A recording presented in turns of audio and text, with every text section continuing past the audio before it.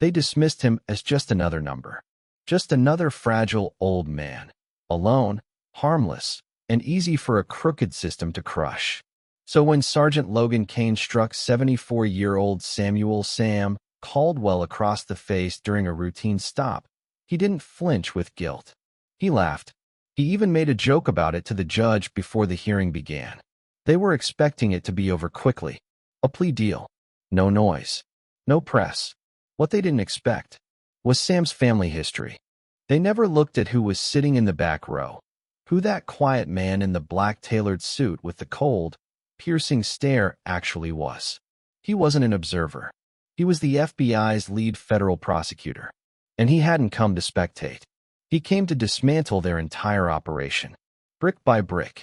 You do not want to miss the judge's face when those courtroom doors swing wide open. Dear viewer, before we begin, please write in the comments where you are watching from, and support us with a like and a subscribe. Seattle rain usually scrubs the city clean, but that Tuesday afternoon, it only seemed to deepen the shadows along 4th Avenue. Samuel Caldwell steered his beige 2014 sedan with the calm patience of someone who had nothing to prove. At 74, his days were built on ritual. Church on Sundays, chess club on Wednesdays, pharmacy trips every Tuesday. A man of grace, a former postal worker, he'd walked the same blocks for 40 years, memorizing the names of every child, every golden retriever and tabby cat on his route. Not once had he received a traffic violation. But peace has a way of ending without warning. And in his rearview mirror, flashing red and blue shattered the calm. His chest tightened.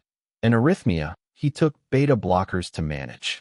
He calmly signaled, pulled off to the curb, and placed his hands precisely at 10 and 2, just the way he'd taught his son, Daniel, 3 decades ago. Then came the knock, hard and fast on his driver's side window. He rolled it down. License and registration, now. The voice didn't ask. It barked, full of tension, full of something darker. Standing outside was Sergeant Logan Kane, a man who wore his badge like armor and kept his hand close to his gun, not out of fear, but out of habit.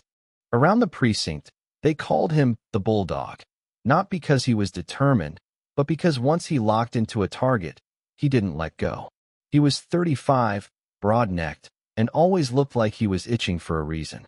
"Good afternoon, officer," Sam greeted him, voice gravelly but respectful. "May I reach into my glove compartment?" "I said license and registration."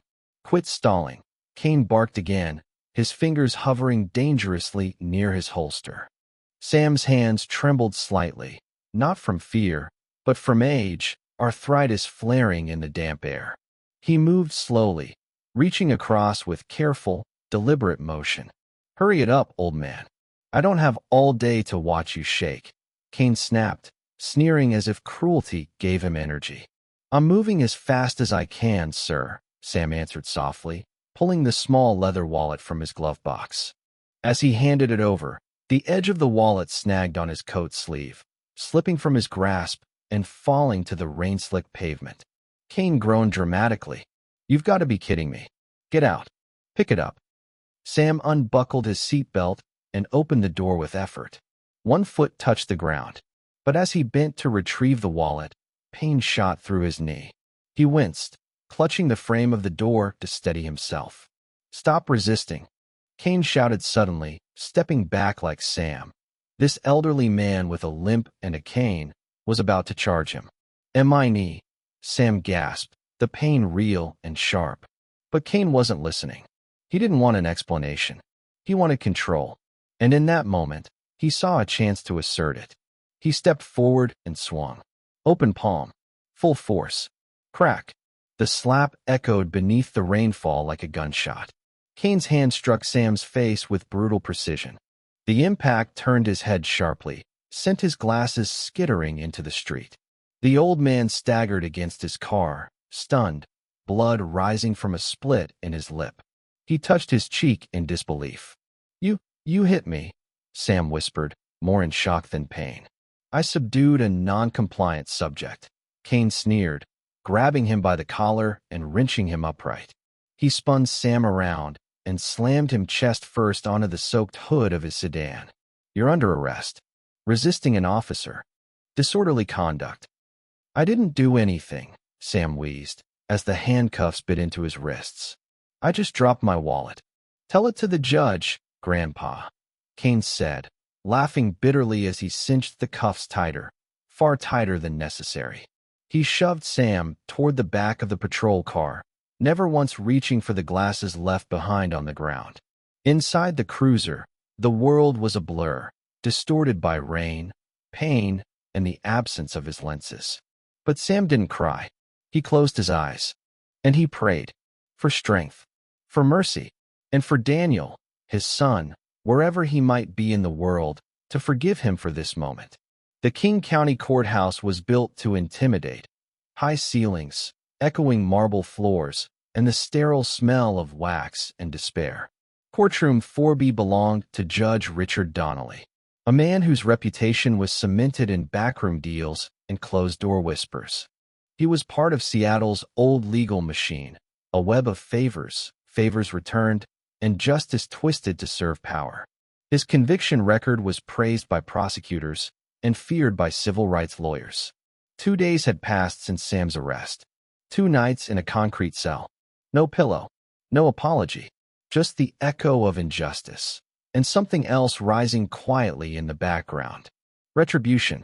For the first 24 hours in holding, they refused to give Samuel his beta blockers.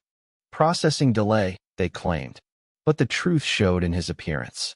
He looked exhausted, his white hair wild and uncombed, his clothes wrinkled and slept in, and a deep purple bruise bloomed across his cheek where Kane's hand had struck. Sitting at the defense table, Samuel seemed fragile, almost swallowed by the space around him. Next to him was Emily Rowe, his public defender. She looked barely older than a college student, and twice as tired. 26, fresh out of law school, and drowning in a caseload that should have been split between 4 attorneys.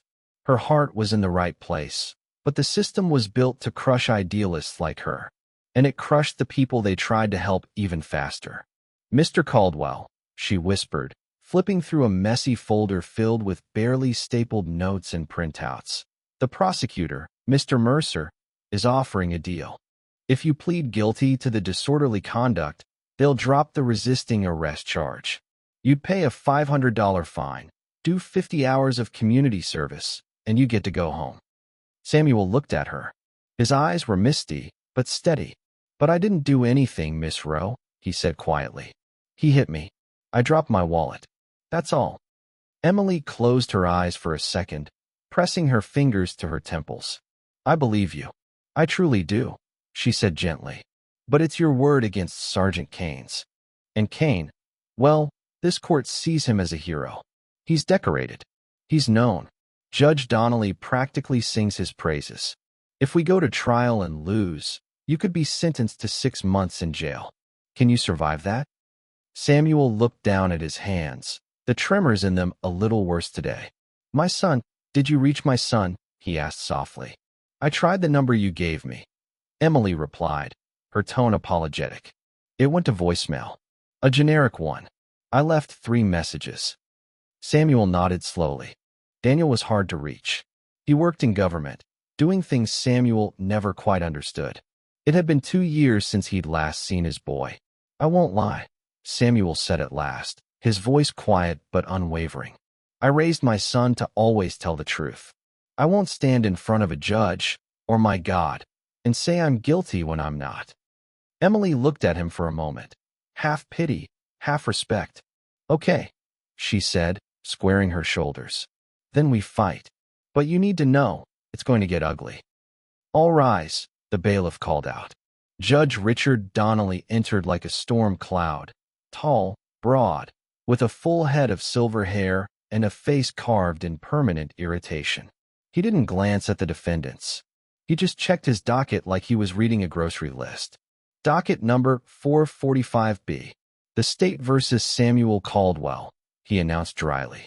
"Charges: resisting arrest, obstruction of justice, disorderly conduct." "How do we plead?" "Not guilty, Your Honor," Emily replied, rising to her feet. Donnelly peered down over his reading glasses. His eyes finally landed on Samuel. He saw the bruise and chose not to say a word. "Counselor," he said, "have you explained the state's very generous offer to your client?" "I have, Your Honor. He's declining." Donnelly let out an impatient sigh through his nose. "Very well. Let's get this over with. I've got a tea time at 3. Mr. Mercer, you may proceed." The prosecutor stood. Patrick Mercer wore a cheap, blue suit and the smug air of a man who treated law like a sport. Just another board game he was determined to win. "Thank you, Your Honor," he said. "The state calls Sergeant Logan Kane to the stand." The courtroom doors opened. Kane entered like a prize fighter, dressed in his gleaming formal uniform. Every button shined. Every step screamed confidence. He nodded to the bailiff, winked at the court clerk, and as he passed the defense table, he glanced down at Samuel with a cruel, knowing smirk. The kind that said, "You're already mine." The courtroom itself was nearly empty. Just a few family members of other defendants scattered across the benches, some bored, some anxious. But in the very last row, tucked into the shadowed corner of the gallery, a man had quietly entered. He was tall, broad-shouldered, dressed in a charcoal suit that likely cost more than Emily's monthly salary. Slowly, he removed his sunglasses, revealing sharp, unreadable eyes. A locked metal attaché case sat across his lap. He didn't move. He didn't blink. He just watched. Back on the stand, Kane began his act. "Walk us through the encounter," Mercer prompted, leaning against the jury box rail like he'd done this 100 times. Kane cleared his throat and adjusted the mic. "It was around 1,400 hours, he began, voice steady. "I observed the defendant's vehicle swerving over the center line along 4th Avenue. I suspected a possible DUI, so I initiated a traffic stop." Emily stood. "Objection. There are no DUI charges, no field sobriety test, no breathalyzer on record." "Sustained," Donnelly muttered. "Stick to the facts, Sergeant." Kane nodded, unfazed. He continued without missing a beat. "I approached the car. The driver, Mr. Caldwell, appeared agitated. His eyes were bloodshot. When I requested his license and registration, he immediately began shouting profanities." Samuel gasped. "That's a lie." "Quiet," Donnelly snapped, slamming the gavel hard. "One more word out of turn, and you'll be removed from this courtroom." Kane continued, now in full performance mode. He refused to provide his identification. Then he made a sudden, suspicious movement toward the floor of the car. Given the high crime rate in that part of town and his aggressive behavior, I feared he might be reaching for a weapon. I opened the door to neutralize the threat. "Neutralize the threat," Mercer repeated slowly. "And then what happened?" Kane's voice didn't waver. "He lunged at me. He struck me in the chest. I was forced to use open-hand control techniques to subdue the subject," Kane said coldly from the witness stand. "It followed standard protocol for a non-compliant individual behaving aggressively." "Non-compliant?" He paused for effect. "He was a combatant." "Combatant." Emily rose shot to her feet. "He's 74 years old. He walks with a cane." "Age doesn't rule out violence, Counselor," Mercer fired back smoothly. "Thank you, Sergeant," Mercer added with a smile. No further questions. Now it was Emily's turn. She stepped toward the stand slowly, her fingers curled tightly around her notepad. Her nerves showed, but she had to try. She knew Kane had been through this drill 100 times. He knew how to lie with rhythm. "Sergeant Kane," she began, voice slightly shaky, "you testified that my client's vehicle swerved. Did you have your dash cam activated at the time of the stop?" Kane didn't blink. Unit 42's dash cam was malfunctioning that day. Rain caused moisture damage in the wiring. "Right." The classic excuse. "How convenient," Emily muttered under her breath. "Objection." Argumentative, Mercer barked. "Sustained," Donnelly said, clearly annoyed. "Move along, Counselor." Emily took a breath and refocused. "You also said you feared for your life when my client reached toward the floorboard. Did you find a weapon in the vehicle?" "No," Kane replied flatly. I didn't conduct a full search due to the rain compromising the integrity of the scene. But in that moment, the threat felt real. Emily stepped a little closer, her voice gaining strength. So what you're telling this court is that you hit a 74-year-old man in the face hard enough to bruise him, without ever confirming if he was armed. Based on a feeling? Kane leaned into the microphone. His expression hardened, eyes narrowing. I did what I had to do to make it home to my family, little lady. Maybe if you spent less time in a library and more time on the street, you'd understand what that means. Emily's jaw tightened. Don't patronize me. Watch your tone with the witness, Donnelly snapped, aiming his warning not at the uniformed officer who had just insulted her, but at her. Emily swallowed her anger. She turned to look at Samuel. He seemed even smaller than before. Fragile, fading under the weight of a system rigged against him. The dash cam was broken. The officer was lying. The judge was biased. And the scales of justice weren't just tipped, they were bolted to the floor. She lowered her gaze. No further questions. Redirect, Donnelly asked Mercer. No, Your Honor. The state rests. Donnelly checked his watch. Defense, call your first witness. Emily stood slowly, already knowing what she had to say. Your Honor, we have no witnesses other than the defendant himself. Before Donnelly could respond, a voice cut through the courtroom like a blade. Actually, a deep, commanding baritone rang out from the back. That's not entirely true. Every head in the courtroom turned. The man in the charcoal suit had risen from his seat. He moved down the center aisle with a presence that felt larger than life. He didn't acknowledge the judge. He didn't glance at Emily. He walked straight towards Sergeant Kane, who, for the first time, shifted uncomfortably in his seat. Who are you? Judge Donnelly snapped, banging his gavel. You don't just interrupt my court. Bailiff, remove this man. The bailiff stepped forward, hand extended toward the man's shoulder. The man didn't react with panic. He moved calmly, smoothly, reaching into his coat pocket. He pulled out a leather wallet, flipped it open. The gold badge gleamed like fire under the fluorescent lights. Special Agent in Charge Samuel Caldwell, he said, his voice ringing out with unmistakable authority. FBI, Internal Affairs and Public Corruption Division. And I'll be joining the defense as both witness and legal counsel. A silence dropped over the courtroom so hard and so fast, it was as if someone had shut off the oxygen. Kane's face drained of color. The pink arrogance was gone, replaced by a pale, clammy fear. Daniel's gaze turned to the judge. I'm filing my appearance now as co-counsel for the defense. My credentials are in order, Judge Donnelly. The judge blinked, suddenly looking 10 years older. He took off his glasses and stared at the badge. Agent Caldwell, this is highly irregular.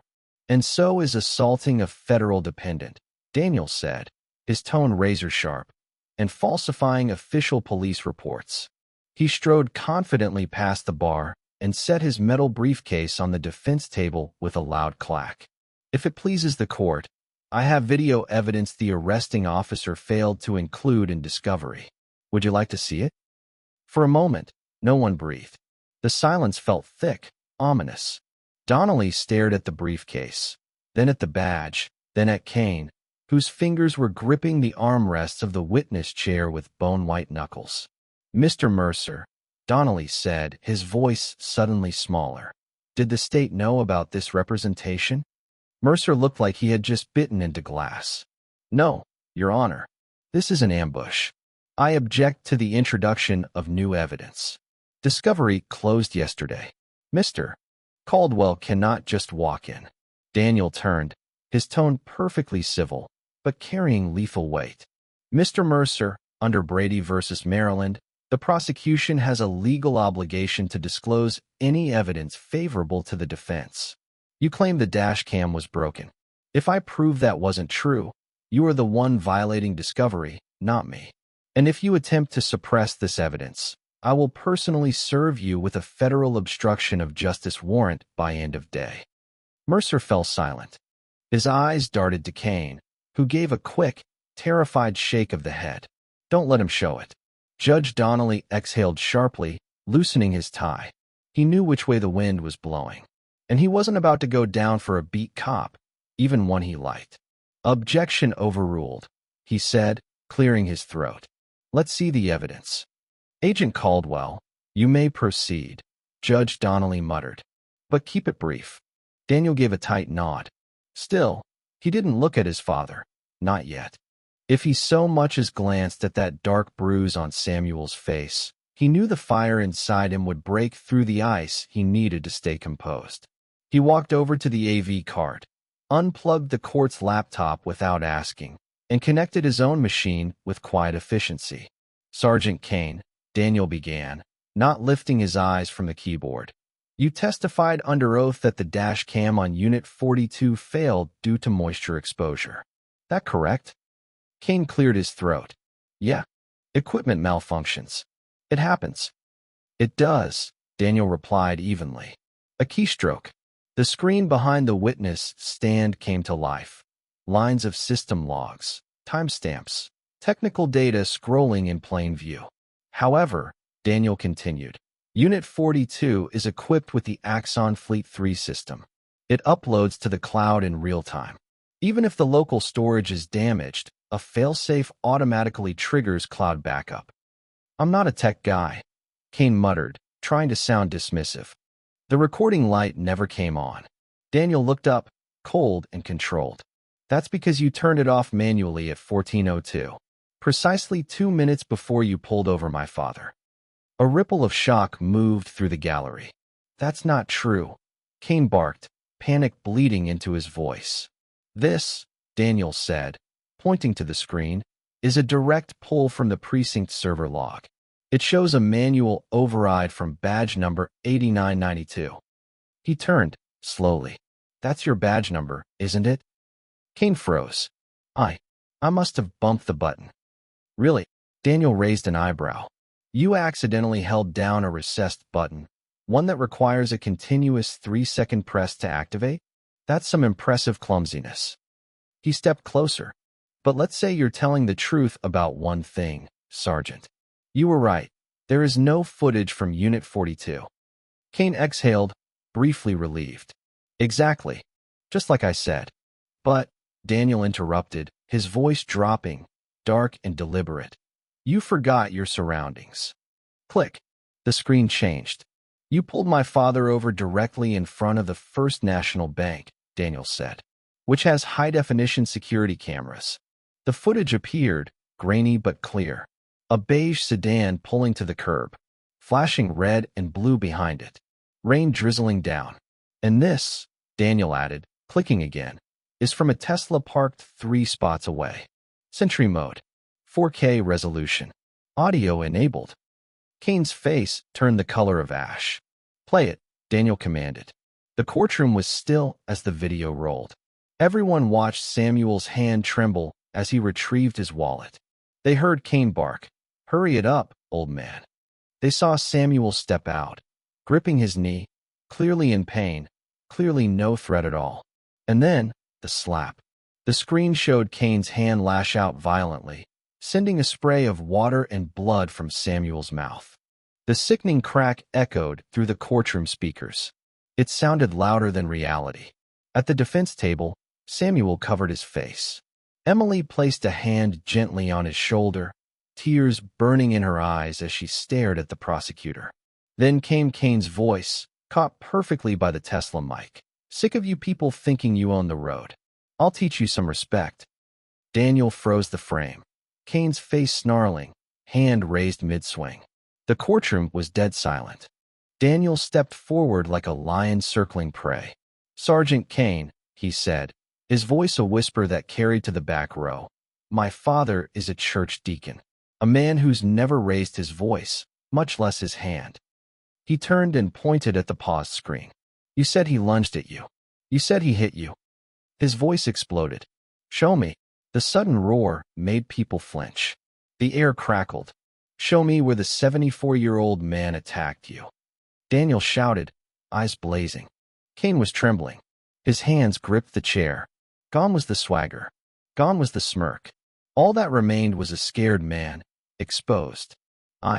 It was the angle, I couldn't see clearly. It looked like, Kane stammered. Daniel cut him off. The heat of the moment, you called it? He paced. You mocked him. Called him Grandpa. You tightened the cuffs until his wrists bled. You laughed. Daniel walked back to the table, picked up a stack of documents, and dropped them with a heavy thud onto the witness rail. Know what these are? Kane shook his head, barely. These are your disciplinary records. The ones Judge Donnelly sealed 2 years ago. He shot a look at the judge, who now looked pale, sweating behind his glasses. Funny thing about federal subpoenas, Daniel said. They open sealed things. Objection. Mercer jumped up. Inadmissible. Highly prejudicial. They speak to credibility and a pattern of misconduct, Daniel fired back. Rule 404B. This officer has a history of disabled cameras, excessive force, and falsified reports. I'm establishing a consistent pattern of abuse. Donnelly hesitated. Then, clearly wanting to save his own skin, he waved a hand weakly. I'll allow it. Daniel opened the folder with a deliberate calm. May 2019, he began. You broke the arm of a 19-year-old college student. His only offense? Asking for your badge number. The dash cam wasn't working, again. Charges against you were dropped. He resisted. Kane croaked. Daniel turned the page. August 2020. You deployed a taser on a pregnant woman during a traffic stop for a broken tail light. You claim she charged you. There was no video. The department settled the case, $200,000. That was a misunderstanding, Kane muttered. Daniel slammed the file shut. And now, today, you slapped a man old enough to be your grandfather because he dropped his wallet. Then you came into this courtroom, stood before a judge, and swore under oath. You lied, Sergeant. You committed perjury. You filed a false report. And more than that, you violated a citizen's civil rights. He leaned in, his voice ice-cold, his face inches from Kane's. Under Title 18, Section 242 of the United States Code, that's a federal crime. Kane's throat bobbed. He couldn't speak. The penalty for deprivation of rights under color of law resulting in bodily injury, Daniel said slowly, is 10 years. 10 years in a federal prison. And just so we're clear, cops don't do well in general population, especially not ones who beat on old men. I was doing my job. Kane exploded, face red, veins pulsing in his neck. You don't get it. Out there, they don't respect us. They think they can do whatever they want. I am the law. No, Daniel said, stepping back. You're not. You're a criminal with a badge. I'm a hero, Kane shouted, rising from the witness box in a rage. And your father is just another. He stopped himself, but the silence that followed was filled with what he hadn't said, the slur that hovered unspoken in the air, the poison everyone could taste. Daniel didn't raise his voice. He didn't lunge or retaliate. He just smiled. A slow, cold smile that cut deeper than any punch. No further questions, he said softly, turning to face the bench. Your Honor, the defense formally moves to dismiss all charges against Samuel Caldwell. Immediately. And furthermore, he pulled a pair of silver cuffs from his belt, holding them up. I am placing Sergeant Logan Kane under arrest. You can't do that, Prosecutor Mercer stammered. I can, Daniel replied. I'm a sworn federal agent, and I just witnessed perjury. On top of that, the video evidence gives me probable cause for assault in the second degree in violation of civil rights under federal law. He stepped up onto the witness platform. Kane looked to the bailiff for help, but Dave, the longtime courthouse bailiff, stared at the floor. He wasn't about to get in the way of the FBI. Stand up, Logan, Daniel ordered. Kane stood, trembling. He turned around without being asked again. Daniel cuffed him. Not rough, not violent, just firm and precise. By the book. A professional doing his job. A stark contrast to the brutality Kane had shown just days earlier. You have the right to remain silent, Daniel said, guiding him down the steps. And I suggest you take that advice. As they passed the defense table, Samuel looked up. His eyes met Kane's, and what Kane saw there wasn't rage. It was pity. I'll pray for you, son, Samuel whispered quietly. And for the first time, something cracked in Kane's armor. He turned away, shame blooming on his face. At that moment, two federal agents entered the courtroom from the back, walking swiftly to meet Daniel. "Take him to SeaTac Federal Detention Center," Daniel instructed. "Solitary. I want him alive for trial." He straightened his tie, calm again, and turned back to Judge Donnelly. "Now, Your Honor, about that dismissal." Donnelly stared at the empty witness chair. The prosecutor was frantically stuffing files into his briefcase, trying to disappear. "Case dismissed," Donnelly muttered, banging the gavel. "With prejudice. Mr. Caldwell, you are free to go." But Daniel didn't move. He turned toward the bench, locking eyes with the judge. "Thank you, Judge," he said. "But we're not quite finished." Donnelly stiffened. "Excuse me. I've reviewed your docket history, Your Honor," Daniel continued calmly. "Sergeant Kane has stood in this courtroom 40 times in the last 3 years. In every case where force was questioned, the dash cam was conveniently malfunctioning. And in every single one of those cases, you convicted. You and Mr. Mercer." He raised a hand and pointed toward the rear of the courtroom. The double doors swung open again with a heavy echo that slammed through the chamber like thunder. Donnelly's face went white, because walking in wasn't just backup. It was an entire tactical team from the Department of Justice's Public Integrity Division, flanked by U.S. Marshals. And at the center of that storm stood a woman with iron-gray hair and eyes like steel. Assistant U.S. Attorney Catherine Mercer. No relation to the prosecutor, but a name feared by anyone who'd ever tried to hide corruption. Daniel didn't even have to look back to know she was there. He simply faced the bench again. "You asked about complicity in this courtroom, Your Honor," he said. "You see, we didn't fly into Seattle because of my father's arrest. That was just fate. Divine intervention, maybe. A mistake on your part," Daniel said. "Just sped up our timeline." He strode toward the prosecution table. Patrick Mercer was a mess. His hands shook as he tried to stuff files into his briefcase, a cascade of papers slipping from his grip. "Going somewhere, Patrick?" Daniel asked coolly. I have a meeting," Mercer stammered, sweat trickling down his temples. "I recuse myself. There's a conflict." "You're absolutely right," Daniel nodded. "There is. But you're not going to a meeting. You're going to an indictment." He signaled to the marshals. 2 agents stepped forward, blocking the exit. "Patrick Mercer," Daniel announced, his voice loud and clear, making sure the court reporter captured every syllable. "You are under arrest for conspiracy to defraud the United States, wire fraud, and 6 counts of obstruction of justice." "This is insane," Mercer shrieked as the marshals seized his arms. "You have no proof. I'm a district attorney." "We have the emails," Daniel said, pulling out a folded document from his coat pocket. "The ones between you and Sergeant Kane. The ones where you discuss covering up dash cam footage from the State versus Henderson case last year. The ones where you joked about planting evidence to clean up the streets." Mercer went pale. His knees buckled, and the fight drained from his face. The only sound in the courtroom was the click of the cuffs, a sound he'd heard 1,000 times in his career. Just never on himself. "Get him out of my sight," Daniel said coldly. As Mercer was dragged away, sobbing and muttering for a deal, Daniel turned slowly toward the judge. Donnelly sat frozen, small and pale behind his imposing bench. He reached for the gavel, maybe out of reflex, maybe out of delusion.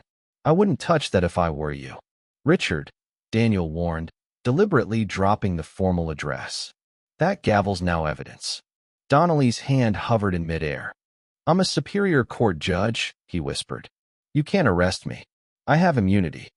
"Judicial immunity only protects you from civil suits," Daniel replied, now climbing the steps to the bench, locking eyes with the man who'd ruled this courtroom for decades. "It doesn't protect you from federal criminal charges. Not under the RICO Act." "RICO?" Donnelly blinked. "That's for mobsters." "Exactly," Daniel said, the chill in his voice sharper than steel. "And what you've been running here, it's a criminal enterprise. A protection racket for dirty cops. He leaned in, planting one hand on the judge's bench. We've been tapping your phones for 6 months, Richard. We heard the calls. With the police union. With the private detention center that paid you per head for every kid you sentenced. You were selling children into cells for cash. A gasp cut through the courtroom like a whip. Samuel clutched his mouth, horrified. He had known the system was broken, but he hadn't realized it was evil. My father, Daniel said, his voice low and full of restrained fury, walked into this courtroom believing in justice. And you were ready to ruin him, for nothing more than convenience and your golf schedule. I can explain, Donnelly stammered. Politics. Pressure. Save it, Daniel said. For the jury. He stepped back and nodded to the woman now standing at the center of the aisle. Assistant U.S.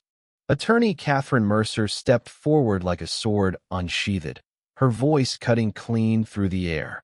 Richard Donnelly, she declared, you are under arrest for racketeering, federal tax evasion, and deprivation of rights under color of law. Stand up and remove the robe. Donnelly didn't move. I said, remove it, Catherine repeated, her voice cold as frost. You don't deserve to wear it. With trembling hands, Donnelly unzipped his black robe.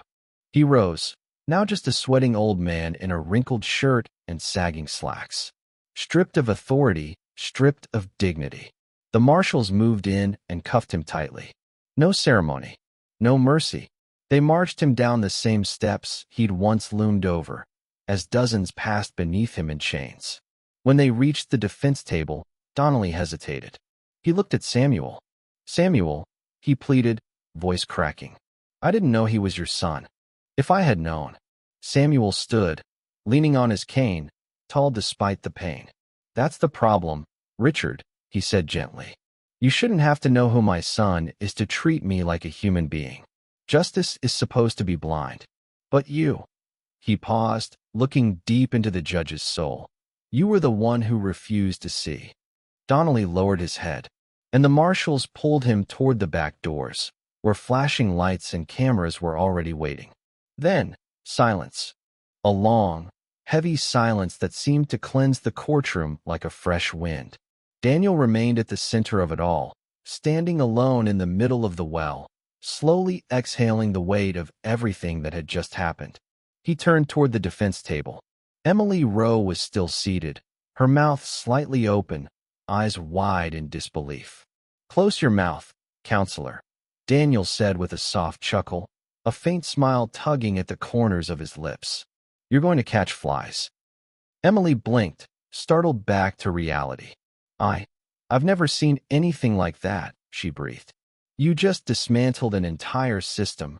In an hour. The system was already rotting, Daniel replied, calmly packing away his laptop. All I did was kick the door in. He glanced over at her, his tone suddenly more sincere. But seriously, you were incredible today. You stood your ground even when it looked hopeless. You believed in him when nobody else did. The FBI is always looking for attorneys with that kind of backbone. So, if you ever get tired of the circus here, he slid a card across the table. Emily picked it up like it was a diamond. Thank you, she whispered. Then Daniel turned to his father. Samuel was still standing, tears running silently down his weathered cheeks, one hand resting on his cane. Dad, Daniel said, his voice catching in his throat. In that moment, the hardened FBI agent vanished. All that remained was a son. He stepped forward and pulled his father into a tight embrace. Samuel wept into his son's chest. I'm sorry, Daniel, he choked. I'm so sorry I caused trouble. I didn't want to be a burden. You weren't a burden, Pop, Daniel said, holding him close. You saved me. I was circling these guys for months with no way in. You gave me the key. You're the real hero. You took the hit so we could take them all down. Samuel leaned back, dabbing his eyes with his handkerchief. He looked at Daniel, then toward the judge's bench, now vacant. Is it over? He asked. For them. Daniel glanced toward the courtroom doors, where the corrupt men had been led away in chains. For them, he said. It's only just beginning. They'll be in prison for a very long time. And for us? Samuel asked quietly. Daniel smiled, picking up his father's worn hat and handing it to him with reverence. For us, Pop, it's time to go home. Mom's making pot roast. Samuel let out a raspy laugh, half choked by lingering emotion. She is, and she's going to be furious we're late. Then let's not keep her waiting. With that, Daniel gently took his father's arm, guiding him down the aisle. They passed the jury box, the court clock, and the echoes of decades of injustice. They walked together toward the grand oak doors. But as those doors swung open, it wasn't silence that greeted them. It was thunder. The hallway was packed with people, not just reporters, but citizens from across Seattle. People who had heard the news on the radio, seen it unfold online.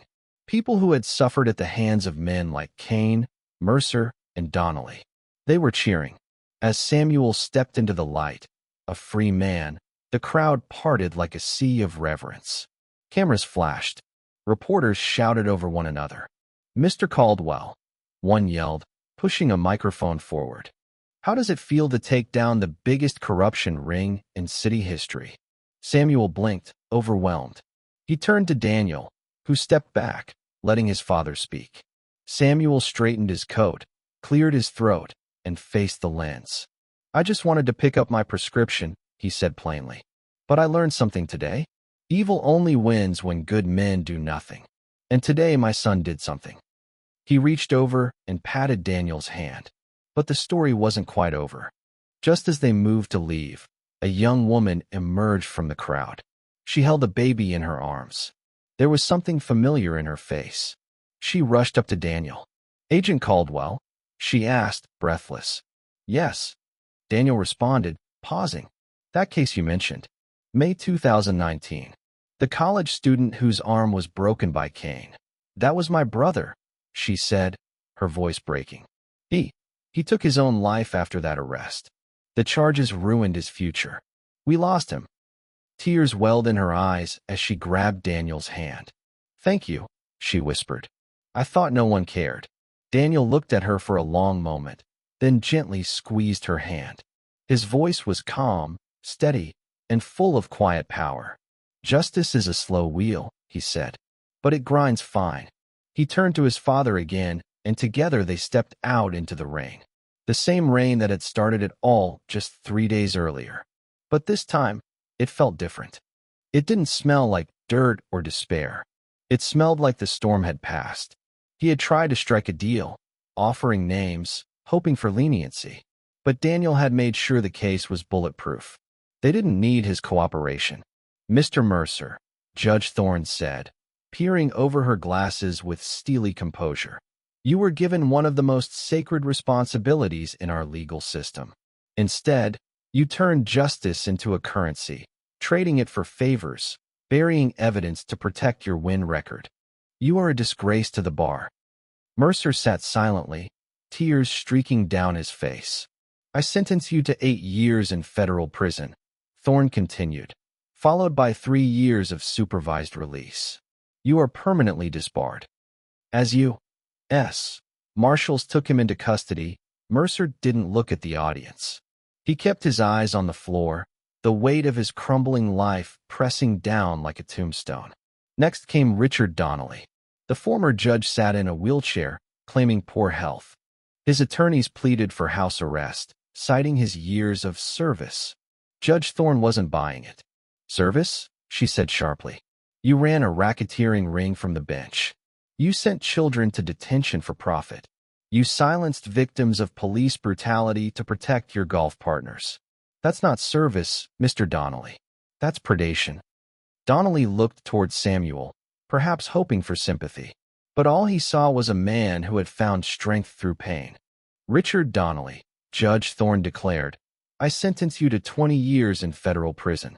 You will forfeit all assets gained through corruption, including your pension. Those funds will be redirected to compensate your victims. You will die behind bars, sir." Her gavel hit the bench with the finality of a casket lid closing. Then they brought in Logan Kane. Gone was the swagger. Gone was the cocky bravado. He shuffled in, shackled at the waist, his eyes twitching with paranoia. 6 months in protective custody had stripped him bare. He stood before the judge, gaunt and broken. Logan Kane, Judge Thorne read aloud. Your record is a study in cruelty. You targeted the weak because you thought no one was watching. You used your badge as a license to harm. She paused and turned to Samuel. Mr. Caldwell, would you like to speak? Samuel rose, steady on his feet. He didn't rely on his cane as much anymore. The bruises had faded, though the memory remained sharp. I've prayed for you, Logan, Samuel began, his voice calm, steady. Every night for the past 6 months, I asked God to soften your heart. King glanced up, caught off guard. I don't hate you, Samuel continued. Hate is like poison you drink, hoping the other person suffers. I won't drink it, but I do believe in consequences. He paused, then added, You swore to protect us. Instead, you made people afraid to ask for help.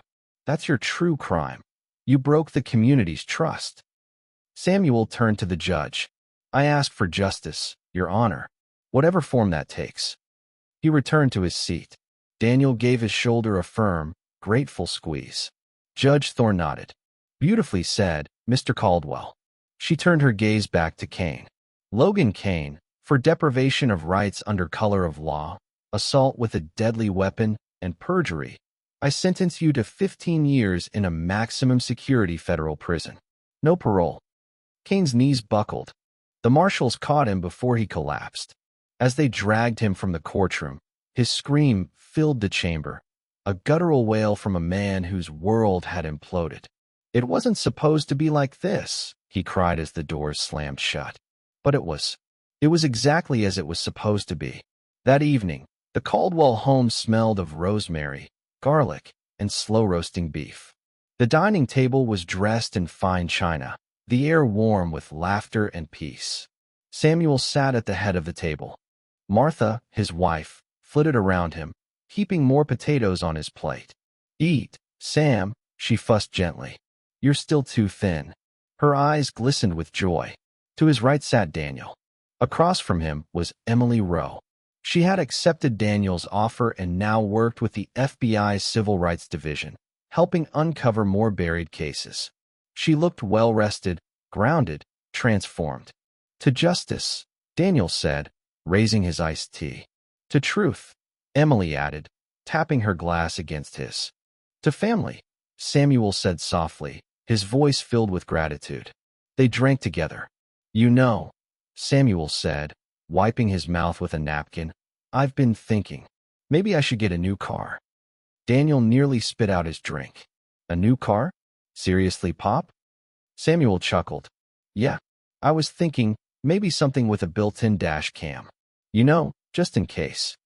The table burst into laughter. The kind of laughter that mends the soul. Later that night, Daniel found his father sitting on the porch, gazing at the stars. The Seattle sky was clear and quiet. You doing okay, Pop? Daniel asked, leaning against the railing. I am, Samuel said, then looked at his son with quiet pride. You know, when I was sitting in that cell, Samuel said quietly, eyes on the stars, I felt so small. Like I didn't matter. Like I was just dust. Daniel turned toward him, his voice fierce, unwavering. You matter more than anyone, Dad. Samuel nodded. I know that now, but not because of the courtroom or the cameras. It's because you came back. He reached out and took his son's hand. The grip was firm, steady. You could have stayed away, Daniel. You've got your big job, your important life, but you came back for your old man. That's the only victory I needed. Daniel swallowed hard, his voice thick. Always, Dad. I've got your 6. I know you do, son. I know you do. They sat in silence as a police cruiser rolled by, headlights cutting softly through the dark. The officer inside gave a small wave. Samuel waved back. The fear was gone. The system had been shaken, broken, and slowly rebuilt. It wasn't perfect. It never would be. But for tonight, in this house, there was peace. The gavel had echoed, and for once, it struck the right note. And that is the story of how one act of corruption unraveled an entire empire of lies. They thought Samuel Caldwell was weak because he was kind. They thought he was alone because he was quiet. But they forgot the oldest rule in nature. The quietest rivers run the deepest. And you never, ever mess with a man's family. It's a chilling thought, isn't it? That a simple drive to the pharmacy could become a fight for your life and your freedom. Makes you wonder, if Daniel hadn't walked through those courtroom doors, what would have happened? How many other Samuels are out there right now, sitting in cells, waiting for someone who may never come? This story isn't just a tale of justice. It's a warning. It's a reminder. Know your rights. Record everything. And never underestimate the power of the truth. Because sometimes, all it takes is one person to stand up, and everything changes. Thank you for watching. Subscribe me and hit the notification bell to not miss new stories. Bye.